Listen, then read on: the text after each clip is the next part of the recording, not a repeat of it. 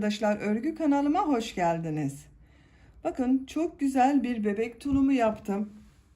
Şu şekilde gördüğünüz gibi hem güzel hem kolay hem de çok kullanışlı bir model arkadaşlar. A ortasını düğmeli yaptım. Bakın böyle açıyorum.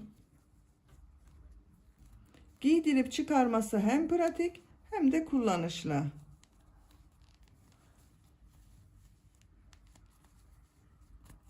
Bakın, bebeğimize bezini taktığımız zaman buradan çok rahat kullanabiliriz. Ben bu tulumu bir arkadaşımın bebeği olacaktı.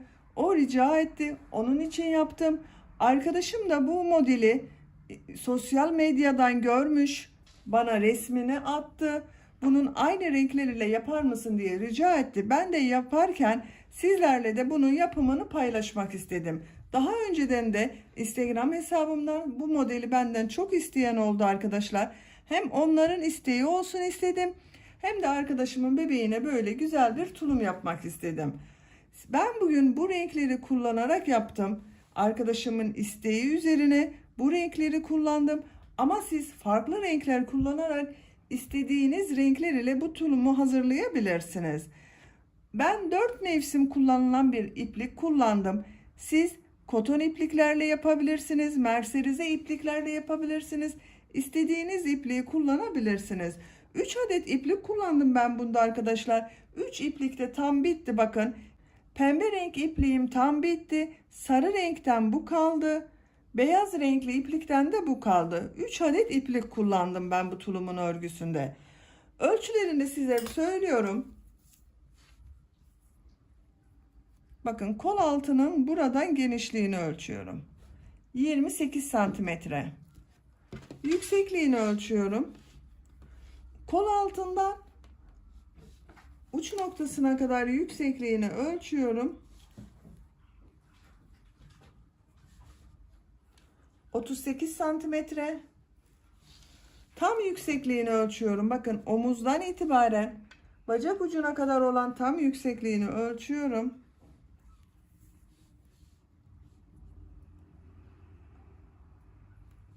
46 santimetre. Bu da 1 yaş bebek için güzel bir ölçü. Ben 6-12 aylık bebek için yaptım. Ama 2 yaşına kadar çok rahat kullanılabilecek bir ölçü arkadaşlar. Tulumun örgüsüne yakadan zincir yaparak başlıyoruz. Arka bölümün görüntüsü de bakın böyle. Buraya da düğme yaptım. Giydirip çıkarması kolay bakın. Yapacak olduğunuz bebeğinizin veya çocuğunuzun büyüklüğüne göre bu zincir sayısını daha az veya daha çok da yapabilirsiniz. Yüksekliği de yapacak olduğunuz bebeğin büyüklüğüne göre ayarlamasını yapabilirsiniz. Buna takım olarak bir de böyle güzel saç bandı yapmak isterseniz, ben bu saç bandının anlatımını da YouTube kanalıma yükledim.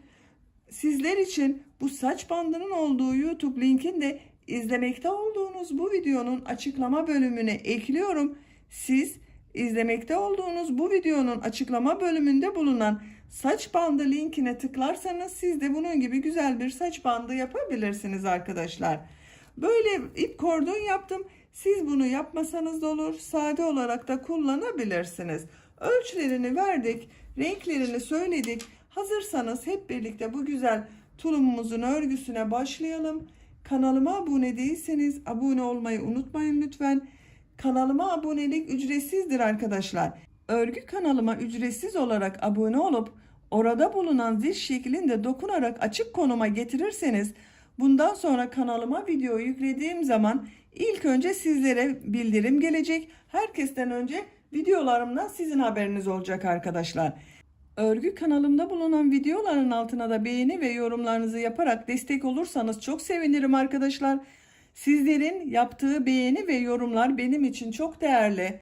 Sizlerin desteğiyle örgü ailemiz daha da büyüyecek inşallah arkadaşlar. İpimizi, tığımızı hazırlayalım. Hep birlikte bu güzel tulumumuzun örgüsüne başlayalım. Hepinize kolay gelsin. İyi izlemeler.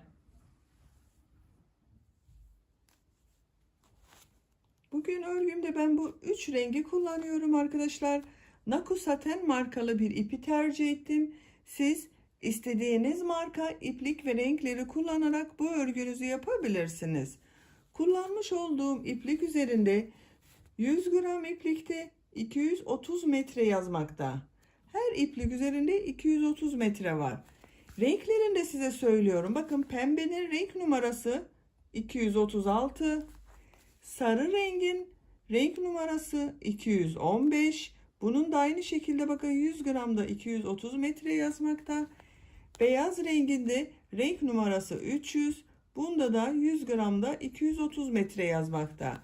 Premium mikro akrilik bir iplik bu. Yaz kış 4 mevsim kullanabileceğiniz güzel bir iplik. Ama dediğim gibi siz istediğiniz marka ve renkleri kullanarak örgümüzü yapabilirsiniz. Tığ olarak da 3 milimlik tığ kullanıyorum.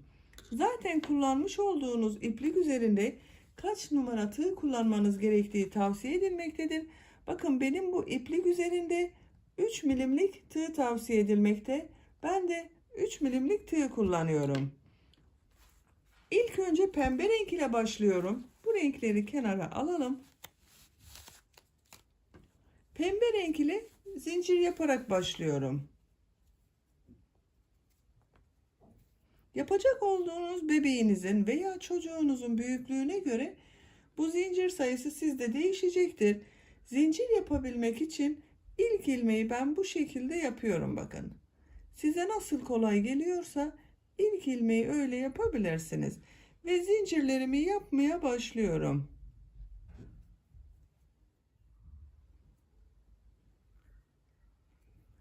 ...85 zincir yaptım. Çok sıkı olmayan zincir yaptım bakın arkadaşlar. Çok sıkı yapmadım. Bu 85 zincirin kaç santimetre olduğunu ölçüyorum. Başlangıç noktasını sıfıra tutuyorum. Örgüyü çektirmeden ölçüyorum. Ölçtüğüm zaman 35 santimetre zincir uzunluğu var. Sizin elinizin sıklığına göre bu zincir sayısı değişecektir. Siz de benimle aynı büyüklükte yapmak istiyorsanız 35 santim olasıya kadar zincir yapın.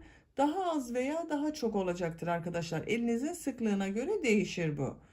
Daha küçük bebekleriniz için yapıyorsanız siz bu örgünüzü 30 santimetre veya 28 santimetre yapmanız iyi olacaktır. Daha büyük bebekleriniz için yapıyorsanız da daha fazla zincir yapmanız gerekecektir. Bu 85 zincirin üzerine 2 zincirde dönüş için yapıyorum. Bu zincirler üzerine bir sıra yarım trabzan yapacağız. İpliği tığın üzerine alıyorum. 1 2 ilmek atlıyorum. 3. ilmeğe yarım trabzan yapıyorum.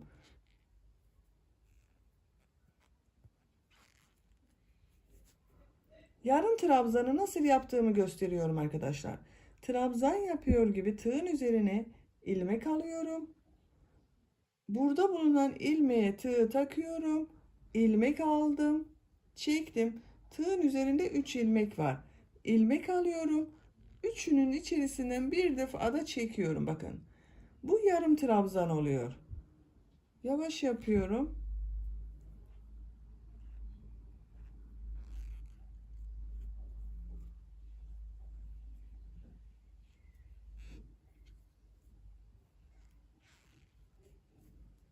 Bu şekilde.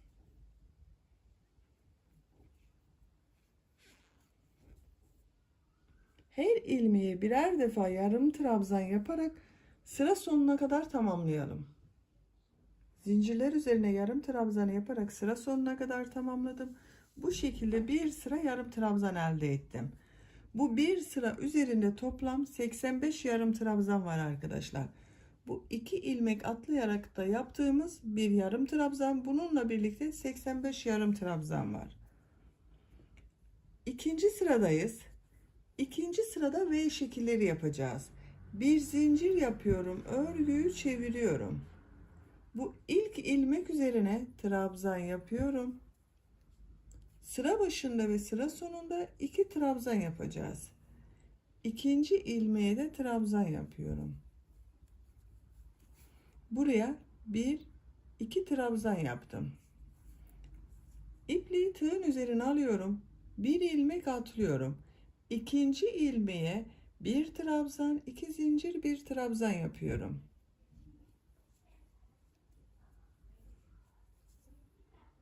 2 zincir yapıyorum. Aynı ilmeğe bir trabzan daha yapıyorum. İlk V şeklini böylece yapmış olduk bakın. Bir trabzan, 2 zincir, bir trabzan yaptım. İpliği tığın üzerine alıyorum. Bir ilmek atlıyorum. İkinci ilmeğe bir trabzan, 2 zincir, bir trabzan yapıyorum.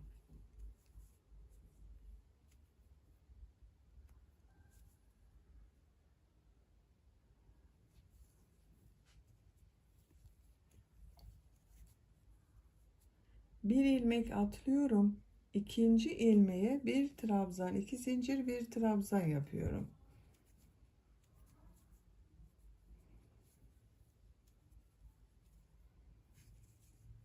Böyle bakın. Bir ilmeğe bir trabzan, 2 zincir, bir trabzan yapıyoruz.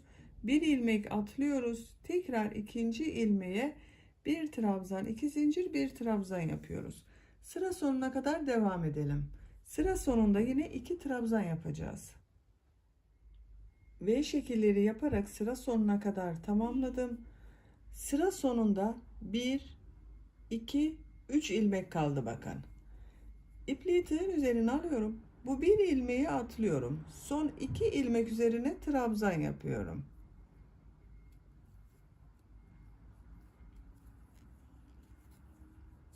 Bu 2 ilmek atlayarak yaptığımız bir yarım trabzan vardı. Bakın bunun bu son ilmeğin üzerine yarım trabzanın üzerine bir trabzan yaptım. 2 trabzan yaptım.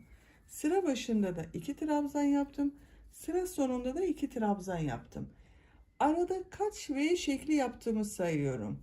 2, 4, 6, 8, 10, 12, 14, 16, 18, 20, 22, 24, 26, 28, 30, 32, 34, 36, 38, 40 V şekli oldu. Şöyle görelim arkadaşlar. 40 V şekli yaptık. Bu şekilde bakın bir yuvarlak elde ettik.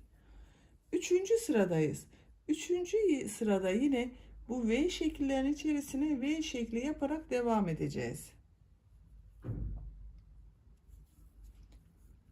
Bir zincir yapıyorum. Örgüyü çeviriyorum. İlk 2 ilmek üzerine trabzan yapıyorum.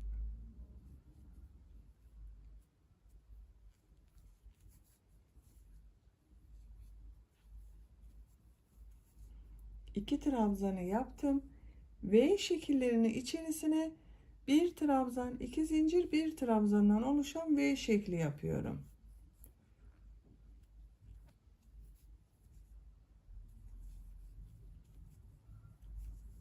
V şeklinin içerisine V şekli yaptım. Diğer V şeklinin içerisine de bir trabzan, 2 zincir, bir trabzan yapıyorum.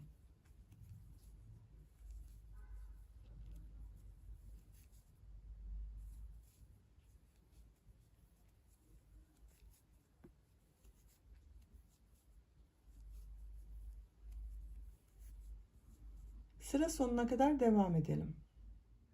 Bu sırada V şekillerinin üzerine V şekilleri yaparak sıra sonuna kadar tamamladım. Sıra sonunda 2 trabzan kaldı bakın. Bunu yine sizinle birlikte yapıyorum.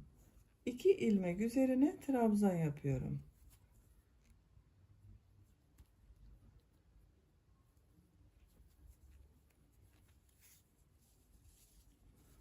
İkinci sırada da V şekillerini yaptık. Buraya kadar bir sıra yarım trabzan yaptık. 2 sırada bir trabzan, 2 zincir, bir trabzandan oluşan V şekilleri yaptık bakın. Dördüncü sıradayız. Dördüncü sırada da önleri, kolları ve arka bölümleri işaretleyeceğiz arkadaşlar. 40 V şekli vardı. Bunu işaretini yapalım. Dördüncü sıraya başlayalım. V şekillerini işaretliyorum. 1, 2, 3, 4 V şekli arka bölüm için yapıyorum. Buraya bir işaret takıyorum. Beşinciye işaret taktım. Bakın 1, 2, 3, 4. Kol bölümü içinde 1, 2, 3, 4, 5, 6, 7, 8, 9 V şekli saydım. 10. V şekline işaret takıyorum. Kol bölümüne 9 V şekli ayırdık. Ön bölüm için de 10 V şekli sayıyorum. 1, 2, 3, 4, 5, 6, 7, 8, 9, 10, 11.'ye işaret takıyorum. Kol bölümüne 9V şekli yapmıştık. Buraya da 9V şekli sayıyorum. 1, 2, 3, 4, 5, 6, 7, 8, 9. 10.'ya işaret takıyorum. Diğer arka bölüm için de bakın burada 1, 2, 3, 4 V şekli kaldı. 4. sırada tekrar V şekilleri yapacağız. Bu işaret yaptığımız yerlerde arttırmalar yapacağız. Ayırma yerini tekrar kontrol edelim. Arka bölümler için 4 V şekli yaptık. Bunun 5.'lere işaret yaptım. Kol bölümleri için 9 V şekli, ön bölüm için de 10 V şekli oldu.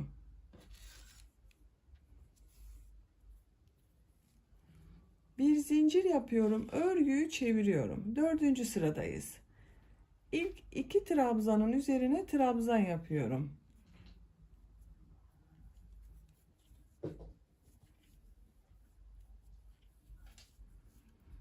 V şekillerinin içerisine V şekli yapıyorum. Bu arttırma yaptığımız yere kadar V şekilleri yaparak devam ediyorum. Yine bir trabzan, 2 zincir, bir trabzandan oluşan V şekilleri yapıyorum.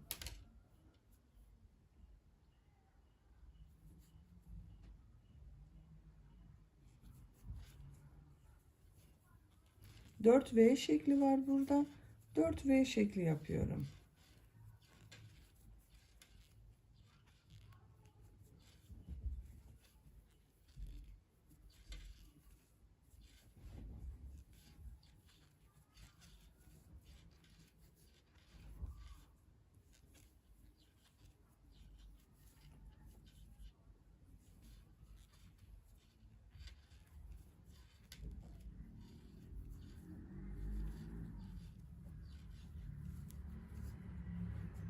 İki trabzandan sonra 1, 2, 3, 4 V şeklini yaptım.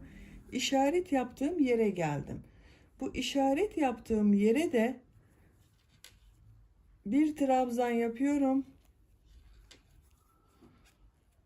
2 zincir yapıyorum. Aynı bakın V şekli içerisine bir trabzan yapıyorum. Bir V şekli oluşturdum. 2 zincir yapıyorum. Tekrar aynı bakın V şekli içerisine bir trabzan yapıyorum. 1, 2 V şekli oldu. 2 zincir yapıyorum. Aynı V şeklinin içerisine bir trabzan daha yapıyorum. Burada 1, 2, 3 V şekli oldu. 1, 2, 3, 4 trabzan şekli görünüyor bakın. Kol bölümünde bulunan V şekillerinin içerisine de V şekilleri yaparak devam ediyorum. 2 zincir yapıyorum. Trabzan yapıyorum. V şekilleri yaparak bu işaret yaptığımız yere kadar devam edelim. Kol bölümünde bulunan V şekillerini yaparak diğer işaret yaptığım yere geldim. Buraya da 3 V şekli yapacağız bakın. İlk trabzanı yapıyorum. 2 zincir yapıyorum. Bir trabzan yapıyorum. 2 zincir yapıyorum. Bir trabzan yapıyorum. 2 V şekli oldu. 2 zincir yapıyorum. Bir trabzan yapıyorum.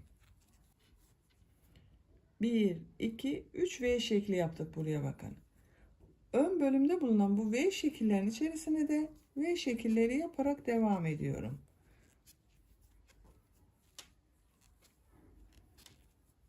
Bunlara birer defa yapıyoruz. Sadece işaret yaptığımız yerlere 3 V şekli yapıyoruz. Buralara birer defa V şekli yapıyoruz. Diğer işaret yaptığımız buraya kadar devam edelim. Ön bölümde bulunan V şekillerinde yaptım. Ön ile kol bölümünü ayıran diğer işaret yaptığım ilmeğe geldim bakın. Bu V şekli içerisine de 3 tane V şekli yapacağız.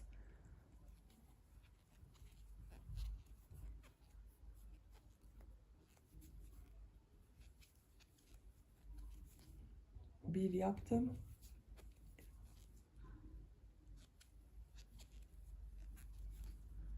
2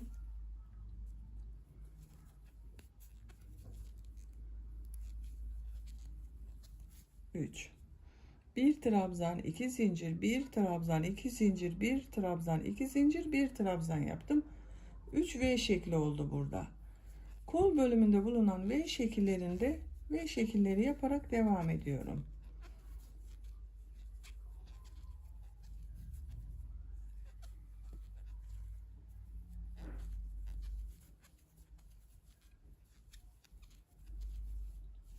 Diğer işarete kadar devam edelim. Diğer işaret yaptığımız yere kadar V şekillerini yaptım. Buraya da 3 V şekli yapacağız.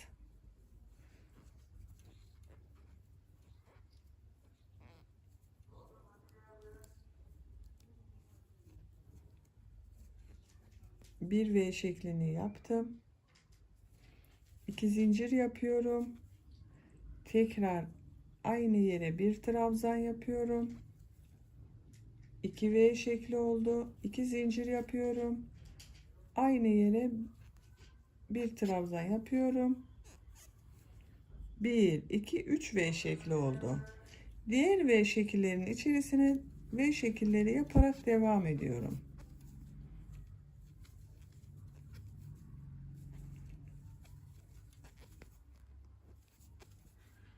Dört V şekli var burada zaten arkadaşlar.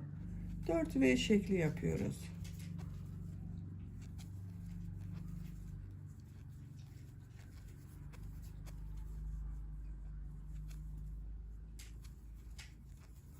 Sıra sonunda 2 trabzanın üzerine de trabzan yapıyorum.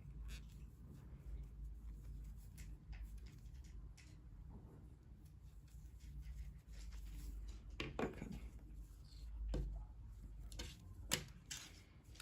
Bu sırada V şekillerinin üzerine V şekilleri yaptık. Bu işaret yaptığımız 4 noktaya da 3'er V şekli yaptım. Bakın 1 2 3. Bu işaretleri de bu 3 V şekli yapmıştık. Bakın 1 2 3 ortada bulunan V şeklinin içerisine takıyorum. Burası orta noktalar. 1 2 3 ortada bulunan V şeklinin içerisine işaretimi taktım. Diğerlerinde de aynı şekilde yapalım. Her sırada bir üst sıraya çıkarırsak şaşırmayız. Bakın 3'ün ortada bulunan V şekline işaret takıyorum.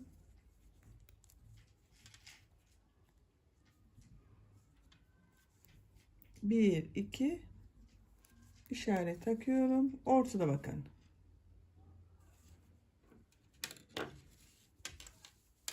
Şöyle tekrar görelim.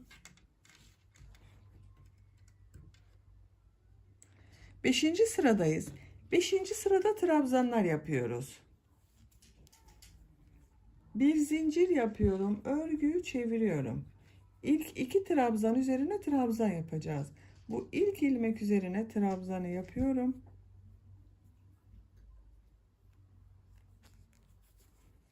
İkinci ilmek üzerine trabzan yapıyorum. Bu sırada her V şekli içerisine 3 trabzan yapacağız. Burada bulunan 3 V şekli içerisine de 3 trabzan yapıyoruz. Bakın V şekli içerisine 3 trabzan yapıyorum.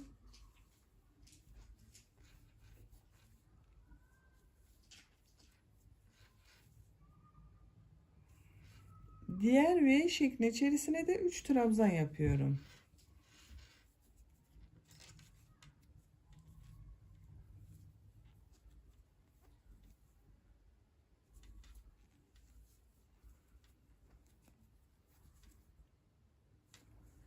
Diğer V şekli içerisine de 3 trabzan yapıyorum.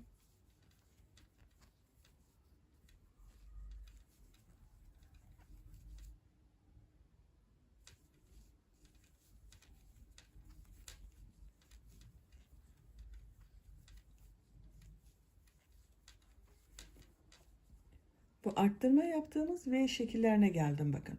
Bunlara da aynı şekilde her V şekli içerisine 3 trabzan yapıyorum.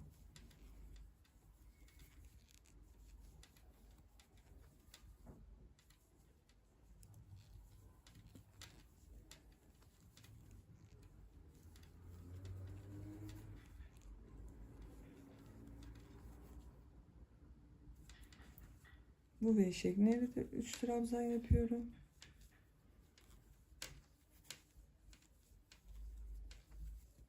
Bu şekilde arkadaşlar. Her V şeklinin üzerine 3 trabzan yaparak sıra sonuna kadar devam edelim. Bu sırada V şekillerinin içerisine 3'er trabzan yaparak sıra sonuna kadar tamamladım. Sıra sonunda 2 trabzan üzerine de trabzan yaptım. 6. sıradayız. Bir zincir yapıyorum. Örgüyü çeviriyorum. Bu sırada yine trabzan sırası yapacağız arkadaşlar. Bu arttırma yaptığımız bakın işaret takılı olan yerde bulunan 3 trabzanın ortada bulunan trabzan üzerine 3 trabzan yaparak arttırma yapacağız. İlk ilmek üzerine trabzanı yapıyorum.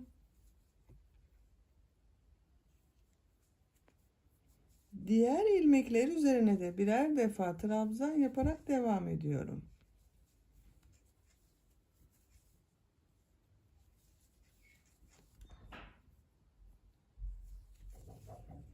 Bu arttırma için işaret yaptığımız bu ilmeğe kadar devam edelim.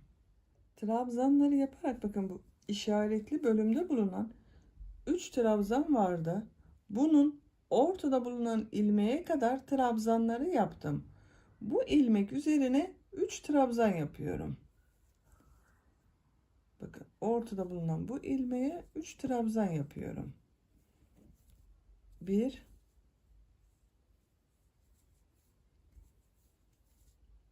2 3 Arttırmayı da yapmış olduk. Diğer ilmeklere birer defa trabzan yapıyorum.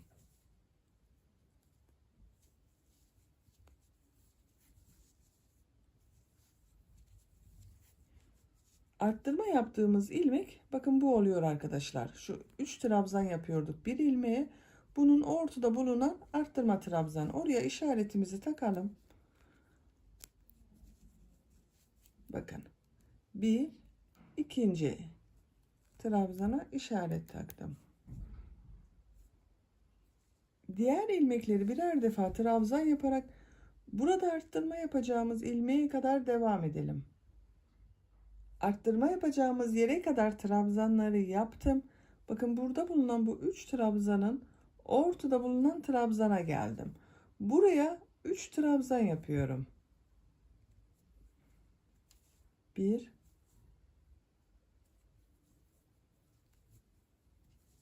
2 3 Diğer ilmeklere birer defa trabzan yapıyorum. Bakın 3 trabzanı aynı ilmeğe yaptım. Diğerlerine birer defa yapıyorum. İşareti buraya da takalım. Bir alt sıradan çıkarıyorum. Bu 3 trabzanın ortada bulunan trabzana işaret takıyorum. Diğer ilmekleri birer defa trabzan yaparak bu arttırma yerine kadar gelelim. Burada da ortada bulunan ilmek üzerine 3 trabzan yapalım. Diğerlerine birer defa trabzan yapalım. Burada da yine bu ortada bulunan bakın ilmek üzerine 3 trabzan yapalım. Diğerlerine birer defa trabzan yapalım. Sıra sonuna kadar devam edelim. Trabzanları yaparak sıra sonuna kadar tamamladım. Bu arttırma yaptığımız bakın yerlerde aynı ilmeğe 3'er defa trabzan yaptım yine.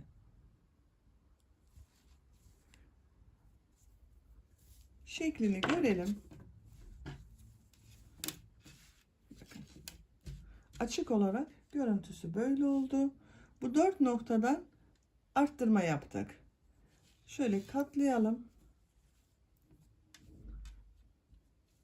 Arka robanın birleşim yeri burası. Ön bölümü burası oluyor bakın. Görüntü olarak böyle. Bu rengi burada bitiriyorum. Beyaz renge başlıyorum. Siz istediğiniz renk ile devam edebilirsiniz. Veya tek renk ile de devam edebilirsiniz. Ben beyaz renk ile başlıyorum.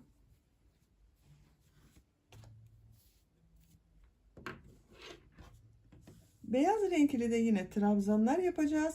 Bu arttırma yerlerinde de arttırmalara devam ediyoruz.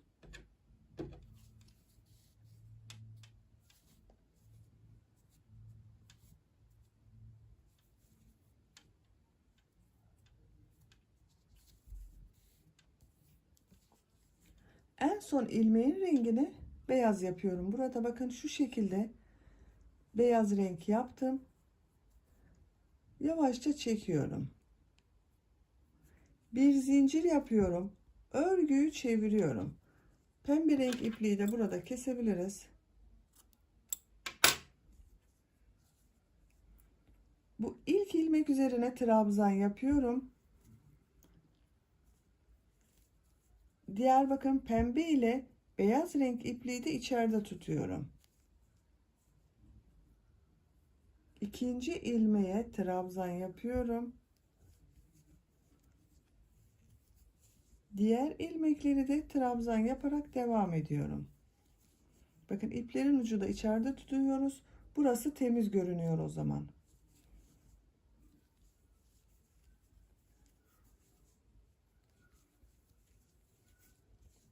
Beyaz renk ile trabzan yapıyoruz. Arttırma yapacağımız bakın bu işaret yapmıştık orta trabzanlara. Buraya kadar beyaz renk ile her ilmeği birer defa trabzan yaparak devam edelim. İşaret yaptığım yere kadar trabzanları yaparak tamamladım. Bu işaretli yere 3 trabzan yapıyorum bakın. Aynı ilmek üzerine 3 trabzan yapıyorum. 1 2 3 işareti buradan çıkarıyorum. Burada bakın ortada bulunan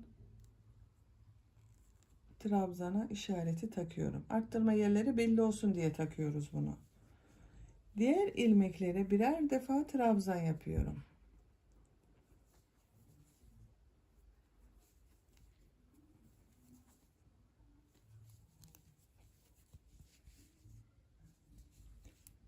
Her ilmeğe birer defa trabzan yaparak bu arttırma yerine kadar devam edelim.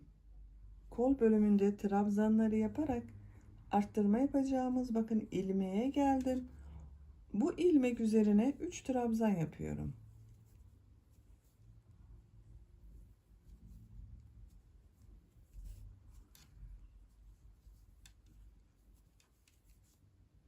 Aynı ilmeğe 3 trabzan yaptım. Diğer ilmeklere birer defa trabzan yapıyorum.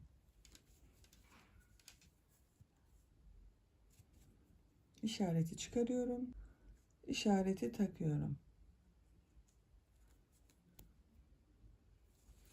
Diğer ilmeklere birer defa trabzan yapalım. Bu arttırma yerinde de aynı ilmeğe 3 trabzan yapalım. Trabzan yaparak devam edelim. Bu arttırma yerinde de 3 trabzan yapalım. Sıra sonuna kadar tamamlayalım.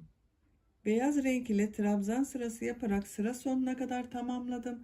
Arttırma yerlerinde de yine 3'er trabzan yaptım bakın. 8. sıradayız. 8. sırada yine beyaz renk ile bir sıra trabzan sırası yapacağız.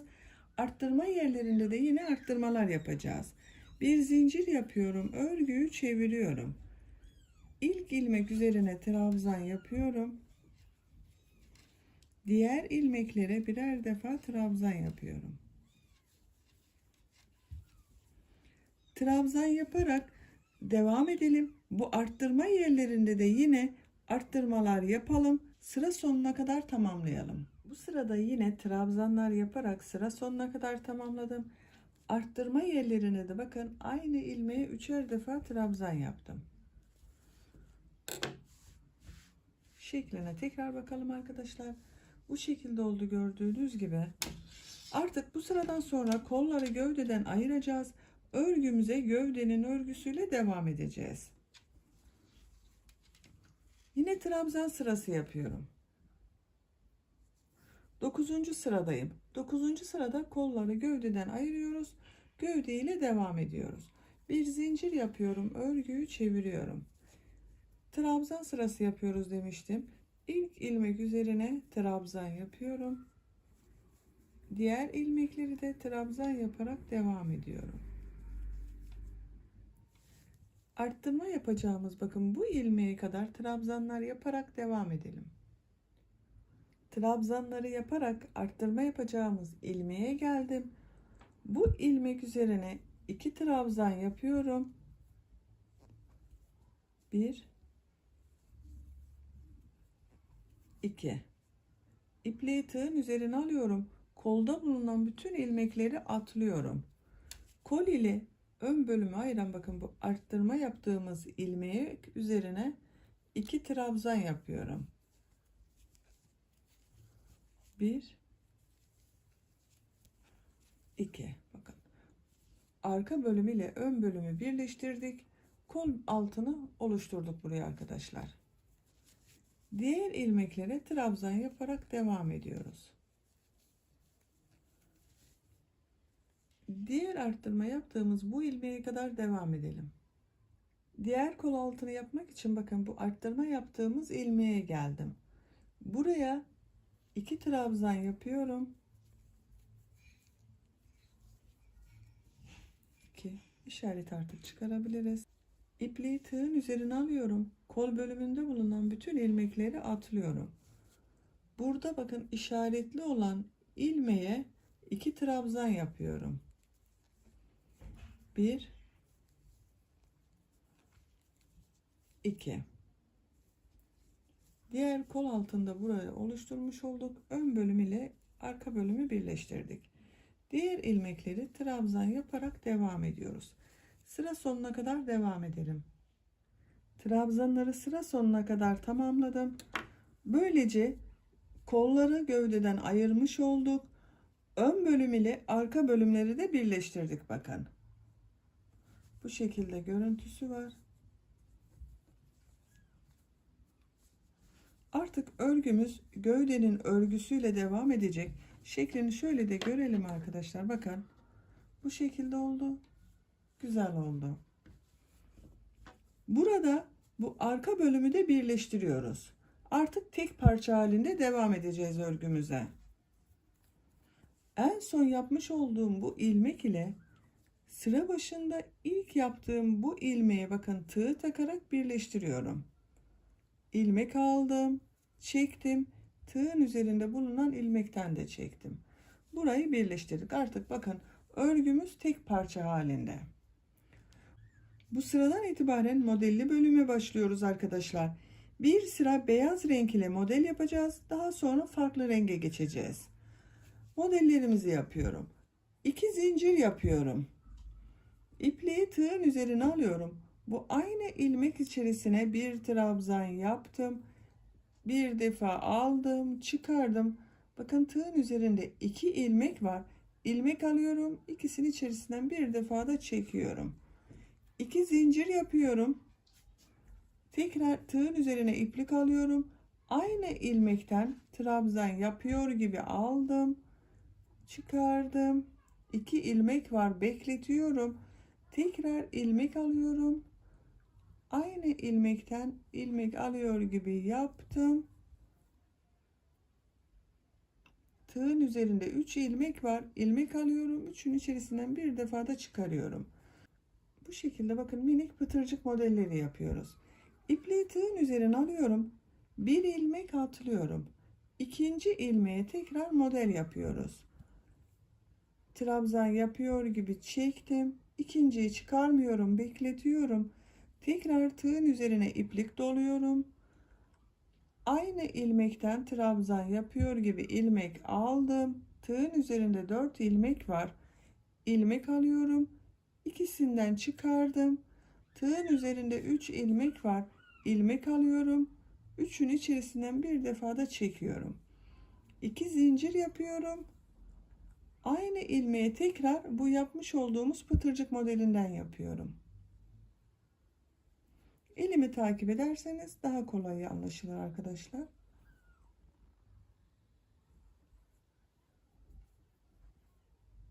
Tığın üzerinde bakın 4 ilmek var. İkisini çektim. 3 ilmek kaldı. Tekrar ilmek alıyorum, çekiyorum. Bir ilmek atlıyorum. İkinci ilmeğe model yapıyorum.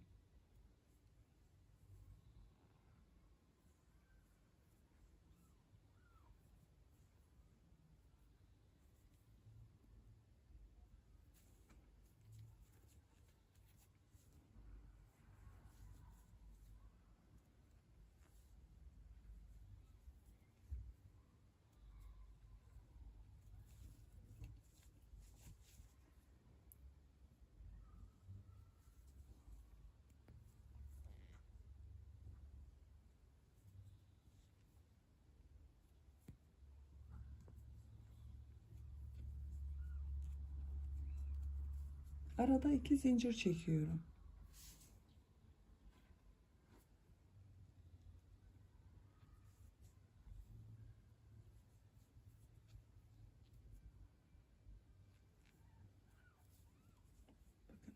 Modellerimiz böyle oluyor. Kol altını yapacağımız yere kadar devam edelim. Kol altını yapacağımız yere kadar bakın modelleri yaptım. Buraya kadar kaç model yaptığımı sayıyorum arkadaşlar. 1, 2, 3, 4, 5, 6, 7, 8, 9, 10, 11, 12 model oldu. Burada yine aynı şekilde devam ediyorum. Bakın bir ilmeği atlıyorum. İkinci ilmeğe model yapıyorum. Model zaten arttırmalı olacağı için ayrıca kol altında arttırma yapmamıza gerek yok. Bir atlıyorum, ikinci ilmeğe model yapıyorum. Bu şekilde. Modellerimizi yaparak sıra sonuna kadar devam edelim. Pıtırcık modellerini bakın sıra sonuna kadar tamamladım. En son pıtırcık modelini yaptım. Sıra sonunda bir ilmek kaldı. Bu ilmeği atlıyorum. İlk yaptığım bu ilmeğe tığı takıyorum. İlmek alıp ilmek kaydırması yapıyorum. Sırayı birleştirmiş oldum bu şekilde. Görelim arkadaşlar. Bakın modelini yerleştirdik. Artık örgümüz bu model ile devam edecek.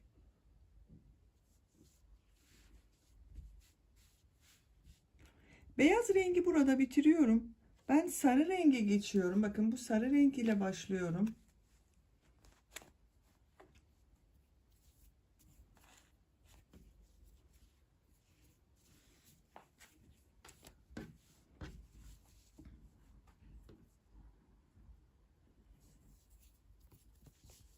Beyaz ipliği burada kesiyorum.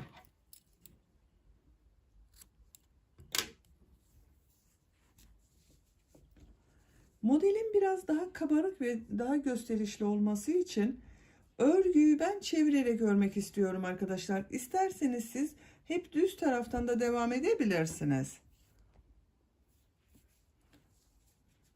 Pıtırcık modellerin daha kabarık olması için örgüyü çeviriyorum.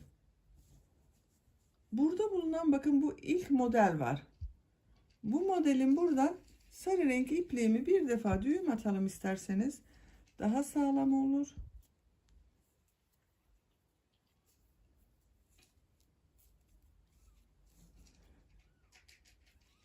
Bakın bu iki zincirli boşluktan bir ilmek oluşturuyorum. Bir, iki zincir yapıyorum buraya. İpliği tığın üzerine alıyorum. Pıtırcık modellerimi yapıyorum. 2 zincir yapıyorum. Diğer pıtırcık modelini yapıyorum.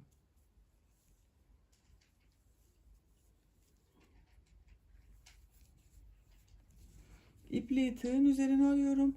Model ortasında bulunan bakın bu iki zincirli boşluğa pıtırcık modelini yapıyorum.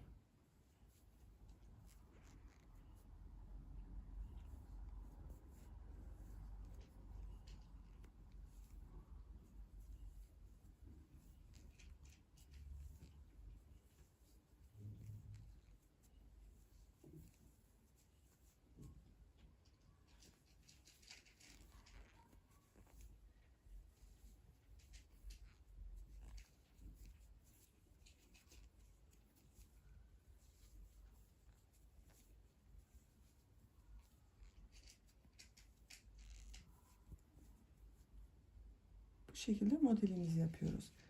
Modelleri yaparak sıra sonuna kadar devam edelim. Sarı renk ile de pıtırcık modellerini yaparak sıra sonuna kadar tamamladım. En son model ile ilk yaptığım modeli ilmek kaydırması yaparak birleştiriyorum. İlk yaptığım ilmeğe bakın, sıra başında yaptığım ilmeğe tığ taktım, ilmek aldım, çekiyorum, tığın üzerinde bulunan ilmekten de çektim. Bir zincir yapıyorum, örgüyü çeviriyorum. Bakın, çevirerek yapacağımı söylemiştim arkadaşlar. Burası örgünün düz tarafı. Bakın şuradan belli oluyor. Örgünün düz tarafı burası. Model yapmak için bu iki zincirli boşluğa geçiyorum. Bu ilk ilmek üzerine tığ takıyorum. İlmek alıp çektim. Tığın üzerinde bulunan ilmekten de çektim. İlmek kaydırması yapıyorum. İki zincirli boşluğa tığ taktım. İlmek kaydırması yaptım. Bakın, iki zincirli boşluktayım. Model ortasındayım. İki zincir yapıyorum. Pıtırcık modelini yapıyorum.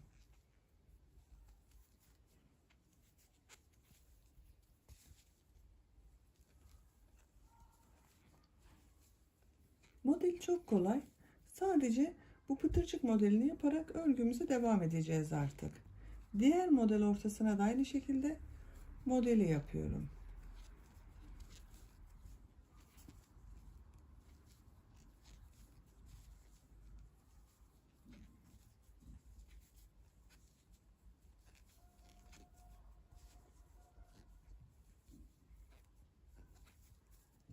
Böyle bakın arkadaşlar. Pıtırcık modelleri yaparak sıra sonuna kadar devam ediyoruz. Sıra sonunda ilmek kaydırması yaparak ilk model ile birleştiriyoruz. Örgüyü çeviriyoruz. Bir sonraki sıraya başlıyoruz. Bu şekilde modelleri tekrarlayarak gövdenin örgüsüne devam ediyoruz. Yapacak olduğunuz bebeğin büyüklüğüne göre bu renk sıralamasını, ben 3 renk kullanıyorum. Siz isterseniz tek renk yapabilirsiniz. İsterseniz iki renkli yapabilirsiniz. İsterseniz daha fazla renklerde kullanabilirsiniz. Bu üç rengi tercihinize göre istediğiniz kadar sıra sayısını tekrarlayarak gövdenin örgüsüne devam edelim. Tulum örgüsünü model sırasından itibaren yapacağım ölçüye kadar ben tamamladım. Kaç sıra yaptığımı sayıyorum. Bakın, bu beyaz ile model sırasına başlamıştım. 1, 2, 3, 4, 5, 6, 7, 8, 9, 10, 11, 12, 13, 14, 15, 16, 17, 18, 19, 20, 21, 22 sıranın sonunda gerekli yüksekliği elde ettim. Renk sıralamasını ben bu şekilde yaptım arkadaşlar. 6 sıra sarı renk ile yaptım. 6 sıra pembe renk ile yaptım. Tekrar 6 sırada sarı renk iplik ile yaptım. Aralarda birer sırada beyaz renk ile bakın modellerimi devam ettim. Yüksekliği bu kadar oldu. Santimetre olarak ölçüyorum. Sizin elinizin sıklığına göre bu yükseklik daha az veya daha çok olabilir. Bakın, kol altından ölçtüğüm zaman 29 santimetre yükseklik var. Buradan itibaren bacak bölümlerini ayıracağız. Örgümüzü her iki bacağı ayrı ayrı örerek devam edeceğiz. Ben orta noktadan işareti taktım. Bakın, en son sırada beyaz renk ile modelleri yaptım. Orta noktayı buldum. Bakın, bir işareti buraya yaptım. Tam orta noktaya da diğer tarafa da bu şekilde bir işaret taktım. Arada kaç model olduğunu sayıyorum. 2, 4, 6, 8, 10, 12, 14, 16, 18, 20, 22 model var. Bu iki işaret arasında 22 model var. Diğer tarafı da sayalım bakın. 2, 4, 6, 8, 10, 12, 14, 16, 18, 20, 22. Her iki bacak içinde 22 modeli ben ayırdım. Şimdi pembe renk ile devam ediyorum. Bakın sıralamayı o şekilde yaptım ben. Siz istediğiniz renk ile devam edebilirsiniz. Pembe renk ile modellerimize devam edeceğiz. Ama bacakları ayrı ayrı öreceğiz arkadaşlar. Bu beyaz ipliği kesmiştim. Bakın burada bu ilk modelden pembe renkli ipliğimi bağlıyorum.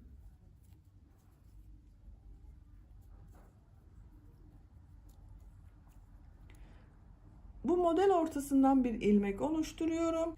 2 zincir yapıyorum. Bu 2 zincirli boşluğa model yapıyorum bakın.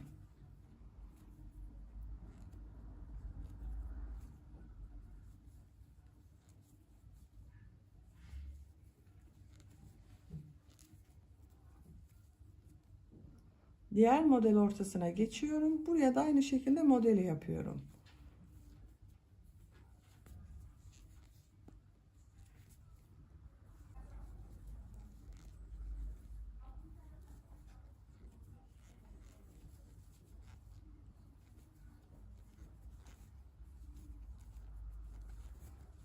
Gördüğünüz gibi modellerimizi yapıyoruz. İşaret taktığım buraya kadar modelleri yaparak devam edelim. Diğer işareti yaptığım yere kadar modelleri tamamladım. Bakın bu şekilde arkadaşlar. Bu bacak örgüsünün birisi olacak. İşaret yaptığım bu modelin olduğu yere geldim. Bunu bak, bu 23. model, 22 bir bacakta, 22 bir bacakta var. Burada benim bir model fazla geldi. Onun için bu modelin ortasına bunun birisini yapıyorum.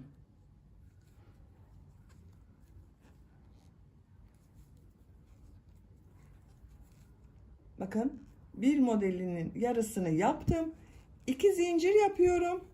Örgüyü çeviriyorum. İpliği tığın üzerine alıyorum. Bunun üzerine hiçbir şey yapmıyorum. Diğer model ortasına modelimi yapıyorum. 2 zincir yapıyorum. Modellerimi yapmaya devam ediyorum.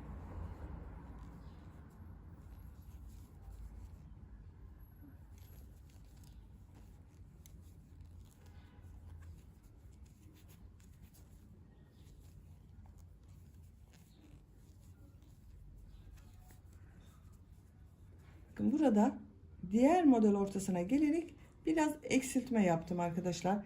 Sıra sonuna kadar devam edelim. Sıra sonuna kadar modelleri yaptım. Bakın bu son modelin üzerine de yarım model yapıyorum.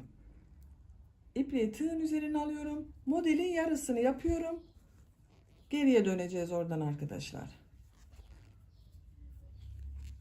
Bakın. Yarım model yaptım.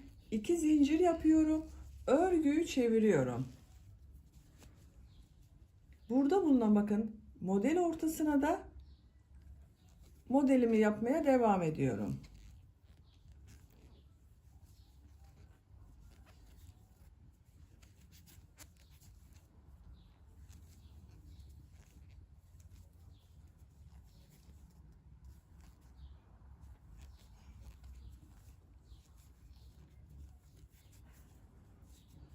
Buranın görüntüsü böyle oluyor. Bu şekilde bakın bir verevlik oluşturuyoruz arkadaşlar. Sıra sonuna kadar devam edelim. Modelleri yaparak sıra sonuna kadar tamamladım. 2 zincir yapıyorum. Örgüyü çeviriyorum. 4. model sırasındayım bakın arkadaşlar, bacak örgüsünde. Bu ilk modelin içerisine normal modellerimizi yapıyorum.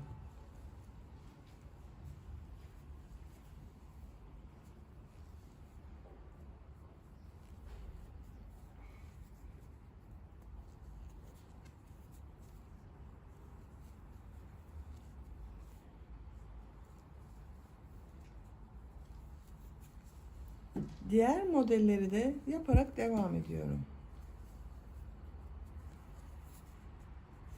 Sıra sonuna kadar devam edelim. Bacak örgüsünde 4. sıra modelleri de tamamladım arkadaşlar. Ben model sırasını burada bitiriyorum. İpliğim az kaldı. Bakın bu şekilde az bir iplik kaldı. Diğer bacak örgüsüne yetecek şekilde sizin ipliğiniz varsa bir sıra daha devam edebilirsiniz. Buradan itibaren bacağın şeklini görelim. Bakın bu şekilde bir görüntüsü var. Biraz geniş duruyor gördüğünüz gibi. Şimdiki sırada sık iğne yapacağız.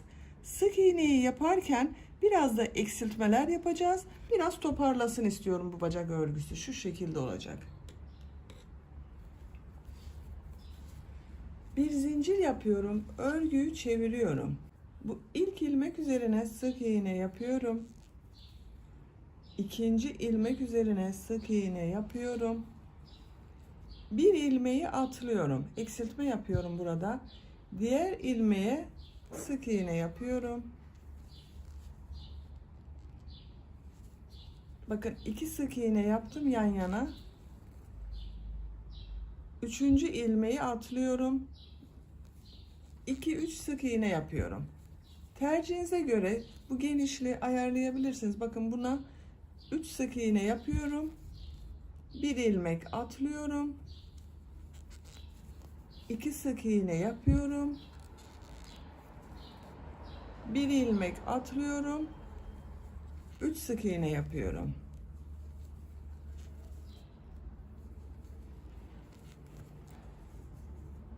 Bu şekilde eksiltmeler yapıyoruz, kesmeler yapıyoruz. Sıra sonuna kadar sık iğneler yaparak devam edelim. Sıra sonuna kadar sık iğneler yaparak tamamladım. Aralarda bakın birer ilmek atladım. 2 sık iğne yaptım, bir ilmek atladım, 3 sık iğne yaptım, bir ilmek atladım. Bu şekilde toparladı arkadaşlar bakın bacağın örgüsü.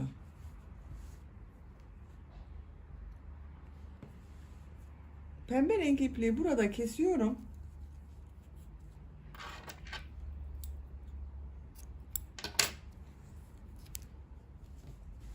Görüntüsüne tekrar bakalım. Şimdiki sırada bunun üzerinden bir sıra trabzan sırası yapacağız. Lastik örgüsü yapacağız arkadaşlar buraya. Beyaz renk ile yapıyorum. İlk ilmekten bir ilmek oluşturuyorum. Bakın beyaz renkli ile.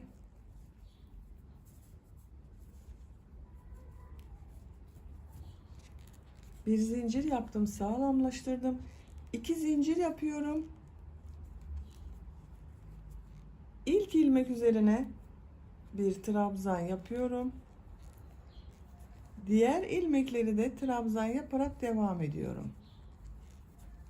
Her ilmeğe birer defa trabzan yapıyoruz. Atlama yapmıyoruz bakın bu sırada. İlmek atlaması yapmadan trabzanlar yapıyoruz. İpliğin ucunda içeride tutuyorum.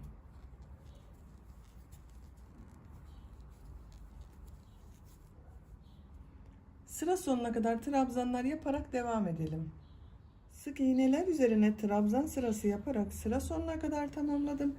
Görüntü olarak görelim. Bakın. Bacağın görüntüsü bu şekilde. Şimdiki sırada tekrar trabzanlar yapacağız. Trabzanları bir düz bir ters boşluklardan alarak trabzan yapacağız. 2 zincir yapıyorum. Örgüyü çeviriyorum. Bu ilk ilmeği bakın ters taraftan boşluktan alıyorum. Trabzan yapıyorum. Diğer trabzanı düz taraftan bakın tığ boşluktan alıyorum. Tepe noktasından yapmıyorum. Boşluktan alıyorum. Trabzan yapıyorum. Ters taraftan boşluktan alıyorum. Trabzan yapıyorum. Düz taraftan boşluktan alıyorum. Trabzan yapıyorum.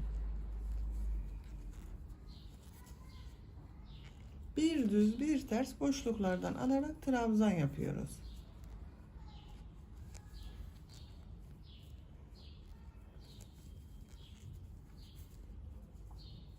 Bu şekilde bakın bir görüntüsü oluşuyor. Sıra sonuna kadar devam edelim. Bu sırada trabzanları bir düz taraftan bir ters taraftan boşluklardan alıp trabzan yaparak sıra sonuna kadar tamamladım. Bakın en son ters taraftan boşluktan alarak yaptığım bir trabzan var. Son trabzanda burada yaptığım bu iki zincir vardı. İlk trabzan sırasını yaparken bunun boşluğa batıyorum. Buraya bir trabzan yapıyorum.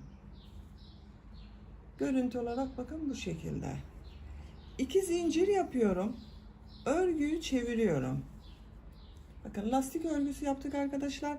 Bu sırada da bu yaptığımız trabzanları nasıl görüyorsan o şekilde boşluklardan alarak trabzan yapacağız. İlk trabzan düz tarafta görünüyor. Düz taraftan boşluktan alıp trabzan yapıyorum. Diğer trabzan ters tarafta görünüyor. Ters taraftan boşluktan alıp trabzan yapıyorum. Düz tarafta görünüyor. Düz taraftan boşluktan alıp trabzan yapıyorum. Gördüğümüz gibi boşluklardan alarak trabzan yapıyoruz.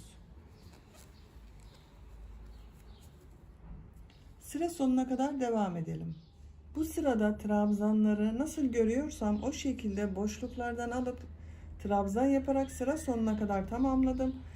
En son trabzan da bakın burada bir trabzan var. Bunu boşluğa tığ takıyorum. Trabzan yapıyorum. İpliği burada kesiyorum arkadaşlar. Bu yeterli.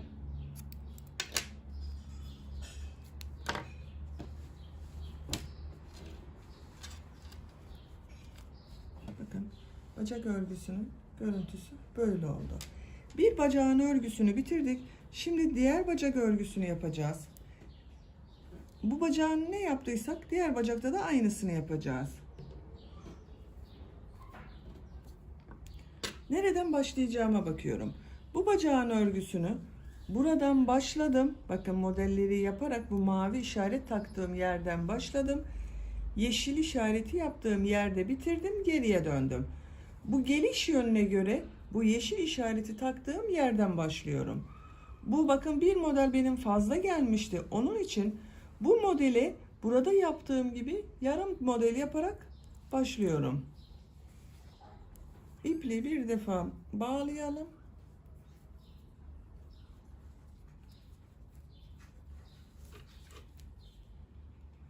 Buradan bir ilmek oluşturuyorum.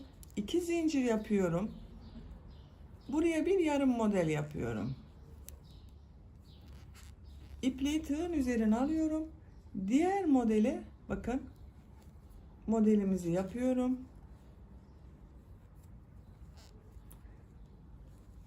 Bunları tam model yapıyoruz. 2 zincir yapıyorum. Modeli tamamlıyorum. Bakın ilk başta bulunan modeli yarım yaptım. Diğer bacakla eşit görüntüsü, eşit sayısı olsun diye.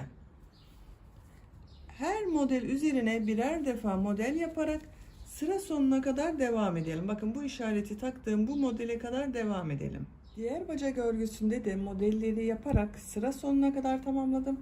Mavi işareti yaptığım yere bakın geldim. Burada modeli tam yaptım gördüğünüz gibi. Diğer bacak örgüsünde de bakın burada görünen model tam model. İkinci sıradayız. 2 zincir yapıyorum. Örgüyü çeviriyorum.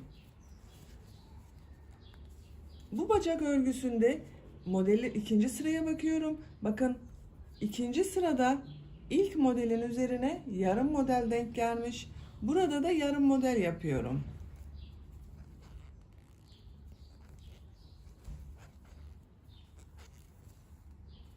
Diğer modelleri tam model yaparak devam ediyorum.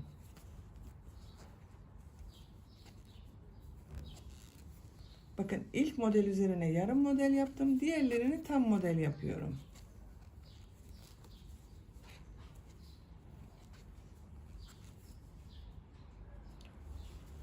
Sıra sonuna kadar modelleri yaparak devam edelim. İkinci sırada bakın modelleri yaparak sıra sonuna kadar tamamladım. En son tam modeli yaptım. Burada bir yarım model yapmıştım. Bir alt sırada modele başlarken bunun üzerine bir trabzan yapıyorum. Düzgün denk gelsin diye arkadaşlar. Bakın. 2 zincir yapıyorum. Örgüyü çeviriyorum. Üçüncü model sırasındayız. Bu ilk model içerisine tam model yapıyorum.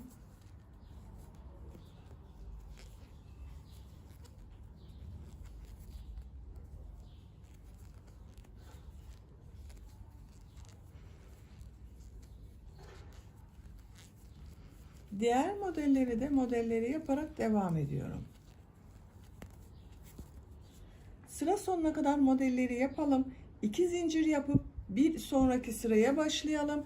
Bu bacak örgüsünü bakın 1, 2, 3, 4 sıra model yaptım. 5. sırada da sık iğneler yapmıştım. Eksiltmeler yaptık. Bu bacak örgüsünün aynısını yapacağız arkadaşlar. Diğer bacak örgüsünde burada yaptığımız işlemleri yaparak tamamlayalım. Diğer bacağın örgüsünü de ilk yaptığım bacak örgüsüyle aynı şekilde hazırladım. İpliği bakın burada bekletiyorum. İpliği kesmedim arkadaşlar. Şeklini görelim. Bakın görüntü olarak böyle. Üst tarafların görüntüsü de böyle. Bu taraf ön bölüm bakın.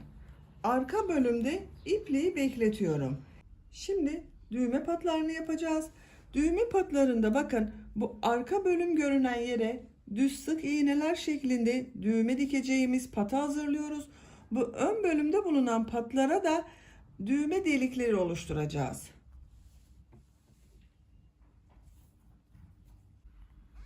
Bir zincir yapıyorum. Bu ilk ilmek üzerine sık iğne yapıyorum. Burada bulunan ilmek üzerine sık iğne yapıyorum. Bir sıra sık iğne yapacağız buraya arkadaşlar. Bu bacak örgüsüne sık iğneyi yapıyoruz. Diğer bacak örgüsüne de sık iğne yaparak devam ediyoruz. Uç noktasına kadar sık iğne yapacağız. Sık iğne sayısını da bu her sıraya 2 sık iğne gelecek şekilde yaparsak çok iyi oluyor. Bakın.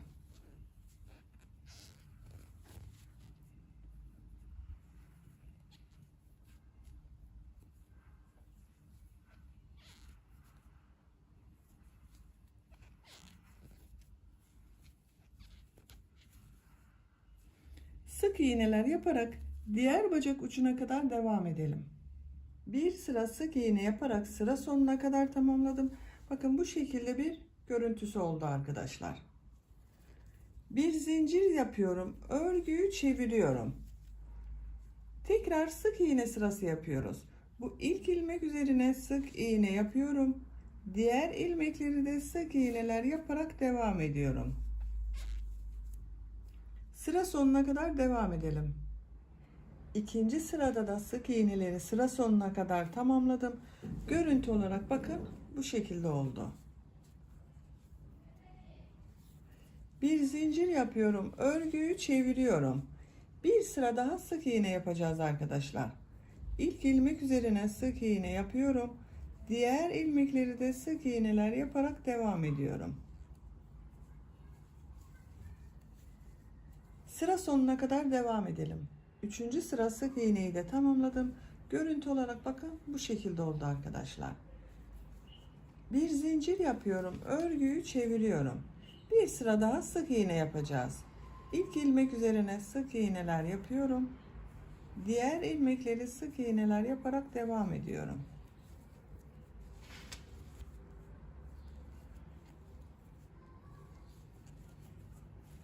Sıra sonuna kadar devam edelim. Dördüncü sıra sık iğneyi de sıra sonuna kadar tamamladım. Tekrar görüntüsüne bakalım. Bu şekilde. Beşinci sıra sık iğneyi yapıyoruz. Bir zincir yapıyorum. Örgüyü çeviriyorum. Siz isterseniz 4 sırada bırakabilirsiniz. Ama ben çok dar olsun istemedim arkadaşlar. Düğme taktığımız zaman çok rahat olsun istiyorum. Onun için 5. sırayı yapıyorum. Sık iğneler yaparak devam ediyorum. Sıra sonuna kadar devam edelim. 5. sıra sık iğneyi de sıra sonuna kadar tamamladım. İpliği burada kesiyorum.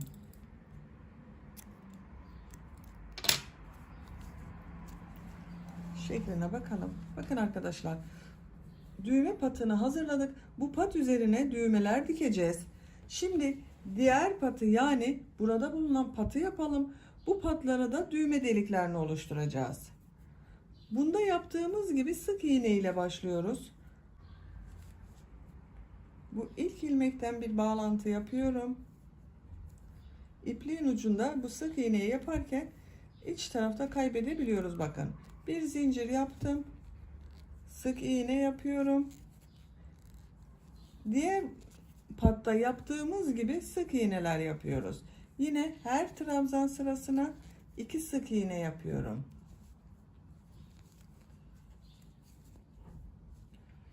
Diğer bacak ucuna kadar sık iğneler yaparak devam edelim. Şimdi bakın, bir sıra sık iğneyi tamamladım. Bu sık iğne sayısının diğer patta yaptığımız sayı ile aynı olması gerekiyor arkadaşlar. Bunu kaç sık iğne yaptıysanız buraya da aynı sayıda sık iğne yaparsanız iyi olur. Benim 36 sık iğne var. Diğer patta da 36 sık iğne var. Burada da 36 sık iğne yaptım. İkinci sıradayız. Bir zincir yapıyorum, örgüyü çeviriyorum. Bu sırada yine bir sıra sık iğne sırası yapacağız. Düğme deliğini bir sonraki sırada yapacağız. İlk ilmek üzerine sık iğne yapıyorum. Diğer ilmekleri de sık iğneler yaparak devam ediyorum. Sıra sonuna kadar devam edelim. İkinci sıra sık iğneyi tamamladım. Üçüncü sıradayım. Üçüncü sırada düğme için düğme delikleri yapacağız arkadaşlar. İlk önce düğme delikleri yapacağımız yerleri işaretleyelim. Ben buraya 5 adet düğme dikmek istiyorum. Birisini tam orta noktaya, ikisini bu uç noktalara, birer tane de tam iki düğmenin arasına denk getirmek istiyorum arkadaşlar. Bir sırada 36 sık iğne var. Düğme deliği yapacağımız yerleri işaretleyelim. Bakın, sayıyorum. 1, 2 sık iğne yapıyorum. Üçüncü ve dördüncü ilmekleri bu şekilde ilk düğme deliğini buraya yapıyoruz. Arada sayıyorum. 1, 2, 3, 4, 5 ilmekten sonra tekrar bir düğme deliği yapıyoruz. Buraya da işareti takalım. 2 düğme deliği arasına 5 sık iğne yapacağız arkadaşlar. Üçüncü düğme deliğinde tam ortaya gelecek. 1, 2, 3, 4, 5. Burada 6 sık iğne sayıyorum. 7. ve 8. düğme delikleri olacak. Buraya da bir işaret takıyorum. Sizin elinizde bunun gibi işaret iğneleri yoksa herhangi bir renkte iplik ile de işaret yapabilirsiniz. Bakın, şu şekilde iplik takıyorum buraya. Siz de benim yapmış olduğum gibi iplik takabilirsiniz. Bakın, bu iki düğme deliği arasına 6 sık iğne saydım. Buraya da 6 sık iğne sayıyorum. 1, 2, 3, 4, 5, 6. Buraya dördüncü düğme deliği için işaret yapıyorum.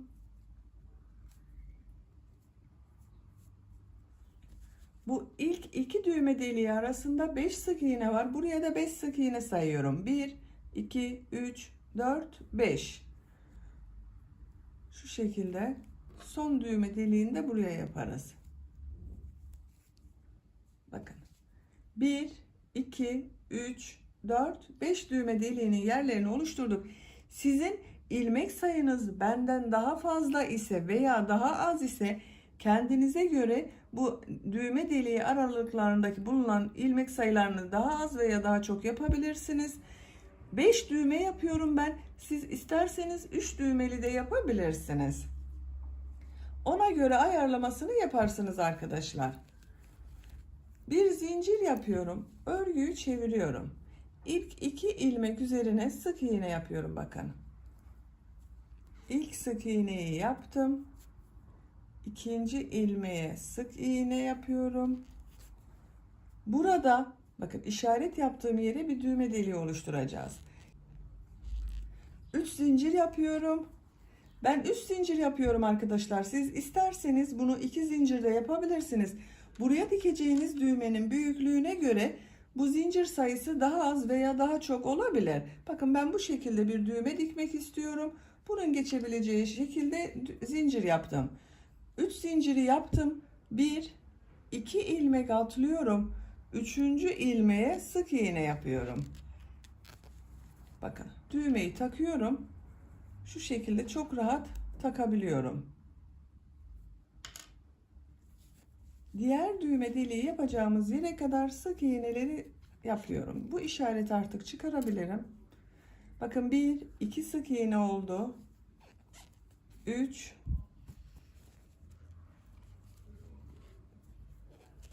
4,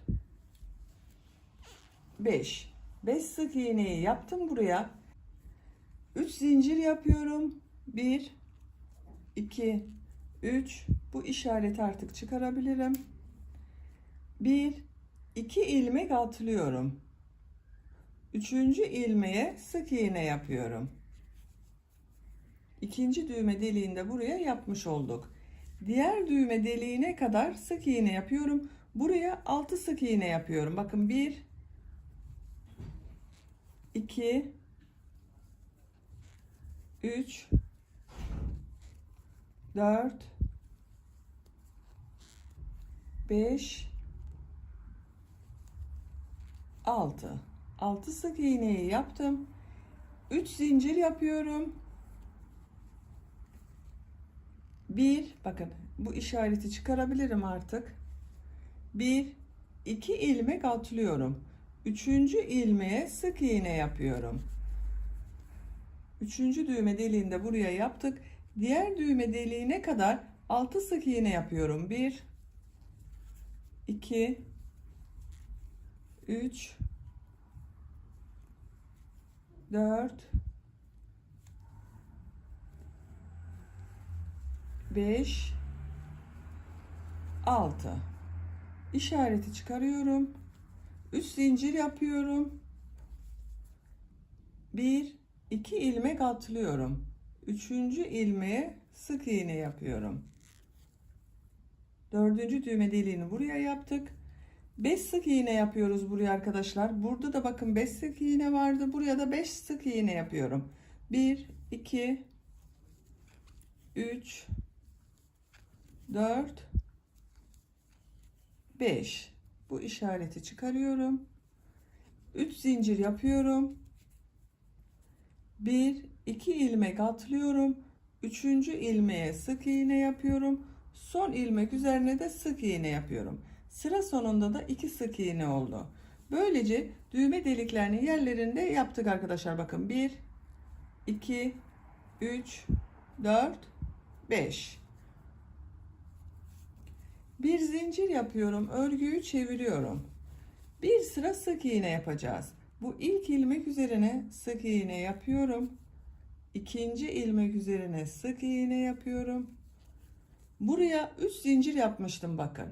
Bu 3 zincirin üzerine 2 sık iğne yapıyorum. Burada 2 ilmek atladık. Buraya da 2 sık iğne yapıyorum. 1, 2. Diğer ilmekleri sık iğneler yaparak devam ediyorum.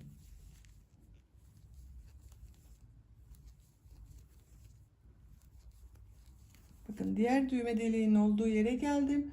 Bu 3 zincirli boşluğa da 2 sık iğne yapıyorum. 1, 2. Diğer ilmekleri sık iğneler yaparak devam ediyorum. Sıra sonuna kadar devam edelim. Sıra sonuna kadar sık iğneleri tamamladım. Bakın bu şekilde görüntüleri oluştu arkadaşlar. Bir zincir yapıyorum. Örgüyü çeviriyorum. Bir sıra daha sık iğne yapacağız, bitireceğiz. 5. sıra burası. İlk ilmek üzerine sık iğne yapıyorum. Diğer ilmekler üzerine de sık iğneler yaparak devam ediyorum. Sıra sonuna kadar tamamlayalım.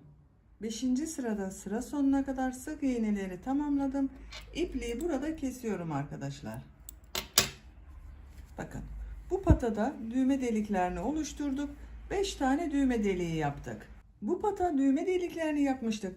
Düz yaptığımız diğer patada bakın ben düğmelerini diktim.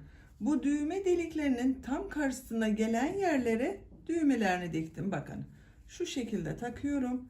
Düğmelerini şöyle diktim arkadaşlar. Bakın düz tarafı üste gelecek tarafına düğmeleri diktim. Taktığımız zaman görüntüsü şöyle olacak. Bebeğimize giydirdiğimiz zaman Şu şekilde takıyoruz.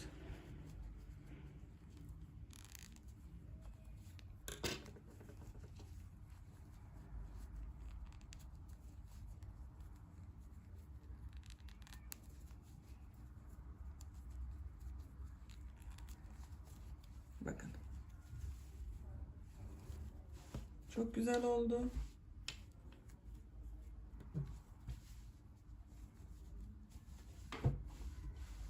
Burası arka bölümü. Bakın ön bölümün görüntüsü böyle. Ön bölümden daha düzgün görünüyor.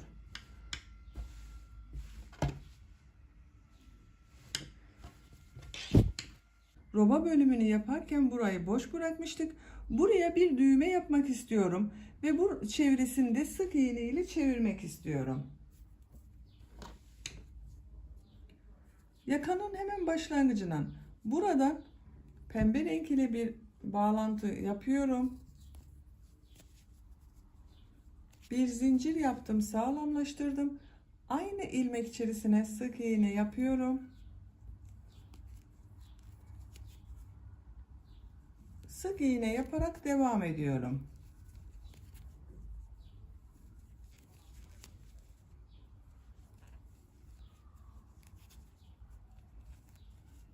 İpliğin ucunda içeride tutuyorum bakın.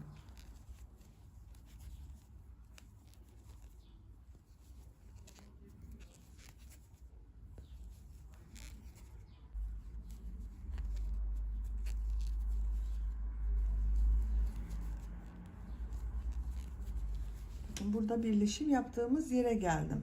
Burada da sık iğneler yaparak devam ediyorum bakın. Robanın diğer bölümüne doğru devam ediyoruz.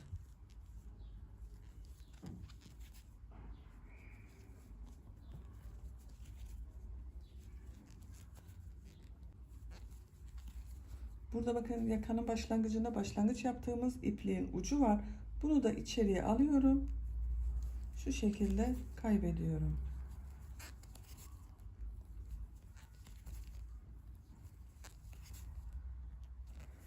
Düğme biritini buraya yaparız bakın. Buradaki ikinci ilmek. Düğme deliği için, birit için buraya 5 zincir yapıyorum. 2, 3, 4, 5. Aynı ilmeği de yapabilirsiniz arkadaşlar. Bir sonraki ilmeği de yapabilirsiniz. Bakın düğme biritini buraya yaptım. Ben bu şekilde bir düğme dikmek istiyorum buraya. Bu düğmenin geçeceği kadar zincir yapmanız iyi olacaktır bakın.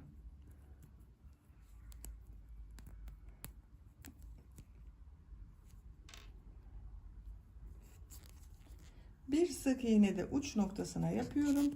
Burada bitiriyorum. Bakın ilmek kaydırması yapıyorum. İlmek aldım, çektim. İpliği kesiyorum.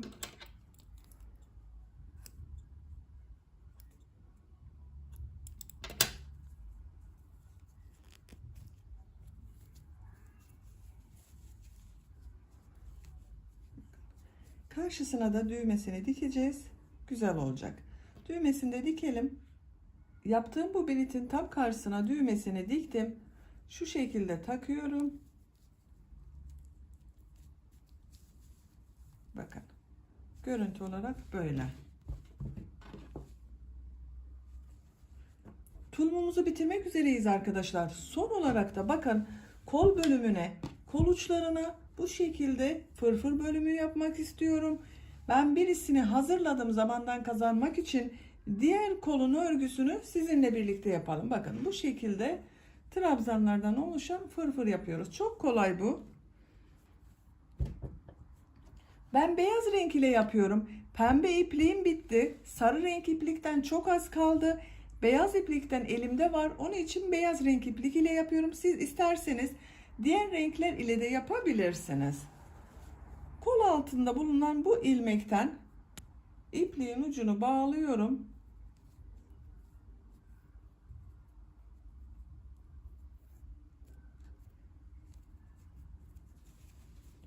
Bu fırfır bölümünü üçlü trabzanlar yapacağız arkadaşlar. Her ilmeğe üçer defa üçlü trabzan yapacağız. Bu ilk ilmekten bakın bir ilmeği oluşturuyorum. 1, 2, 3 zincir yapıyorum. Tığın üzerine 2 defa iplik doluyorum. Burada bulunan ilk ilmeğe bakın, buraya 3 trabzan yapıyorum. Üçlü trabzan yapıyorum bakın. 1 2 3 defa da çıkarıyorum. Tekrar gösteriyorum. 2 defa iplik doluyorum. İlmeğe tığ takıyorum. Bir defa ilmek aldım. Bir çekiyorum. 2 ilmekten çektim. Tekrar 2 ilmekten çektim. Tekrar 2 ilmekten çektim. 2 1 2 3 2 defa iplik doluyorum. Bir sonraki ilmeğe bakın, 3 defa üçlü trabzan yapıyorum.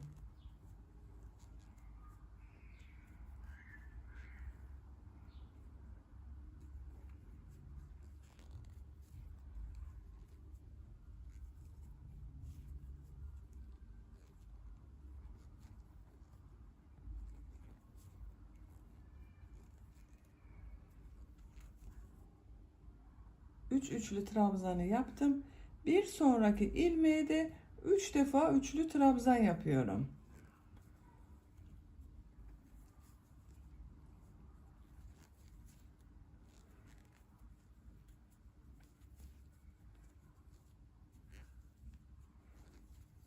Bağladığım ipliğin ucunda içeride tutuyorum, bakın kaybediyoruz. Bu şekilde her ilmeğe üçer defa üçlü trabzan yaparak sıra sonuna kadar devam edelim. Kol çevresinde her ilmeğe üçer defa üçlü trabzanlar yaparak sıra sonuna kadar tamamladım. En son ilmeğe de bakın 3 tane üçlü trabzan yaptım. Bu son yaptığım ilmek ile burada yaptığım ilk ilmeği ilmek kaydırması yaparak birleştiriyorum. Tığ takıyorum, ilmek aldım, çekiyorum. Tığın üzerinde bulunan ilmekten de çektim. İpliği burada kesiyorum.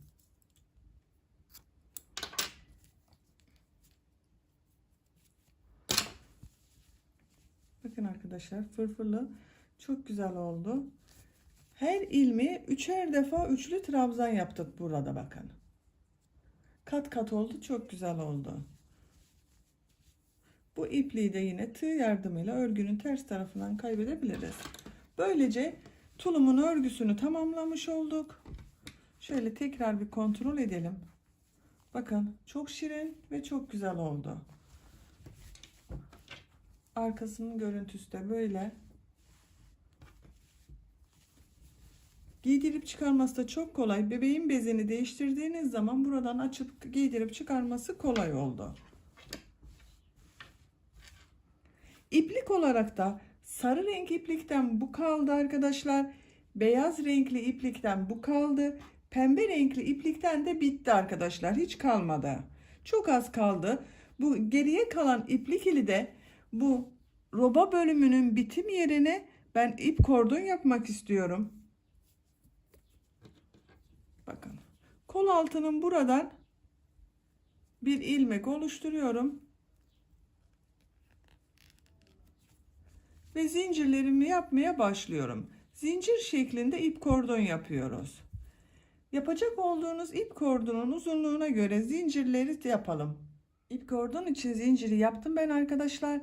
Bu zincir sayısı tercihinize göre daha kısa veya daha uzun da yapabilirsiniz. Kaç santimetre yaptığımı ölçüyorum.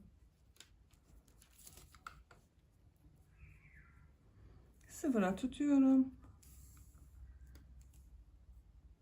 Ölçtüğüm zaman 48 santimetre zincir uzunluğu var. Yaptığımız bu ip kordonu bu robanın buradan geçiriyorum arkadaşlar. Şu şekilde bakın. Tek tek de yapabilirsiniz. Çatal iğne varsa onunla da yapabilirsiniz.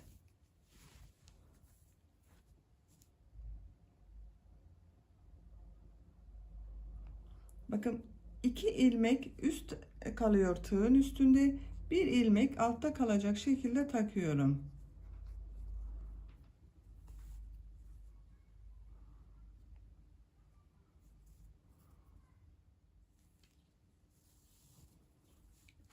bakın zinciri ilmekler arasından, trabzanların arasından taktım. Bu şekilde diğerini de ben hazırladım, taktım arkadaşlar. Bakın ip kordunun ucuna da bunun gibi renkli boncuklar taktım. Siz isterseniz takmadan böyle sade de bırakabilirsiniz.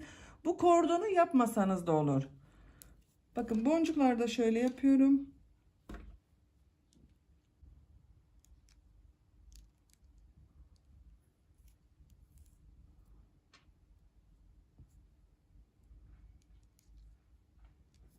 Ben böyle kalpli boncuklar kullanıyorum. Siz sade veya herhangi bir boncuk da takabilirsiniz. Bakın boncuklarını taktım.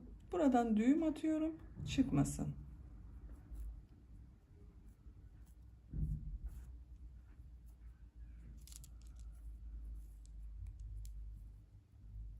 Çıkmayacak şekilde sağlamlaştırdım.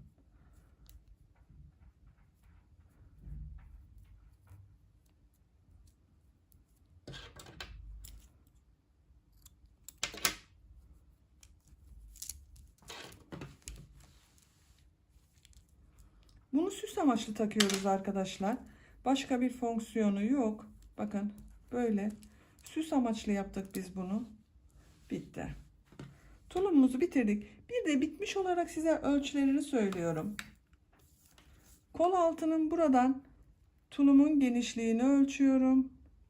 28 santimetre. Yüksekliğini ölçüyorum. Kol altından bacak ucuna kadar yüksekliğini ölçüyorum.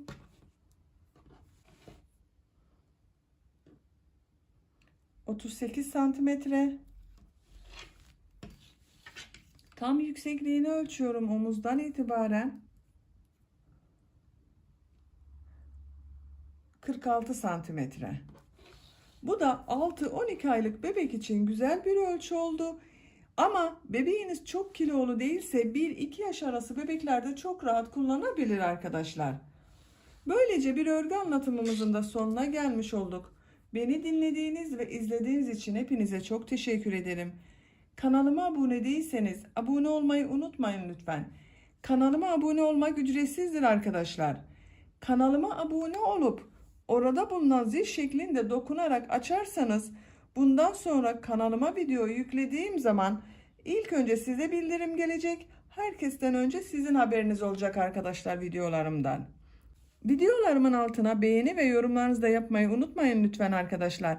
Sizlerden gelen beğeni ve yorumlarla örgü ailemiz daha da büyüyecek inşallah. Hepinize şimdiden çok teşekkür ederim. Sizlerle yeni örgülerde görüşmek dileğiyle. Hoşça kalın, sevgiyle kalın.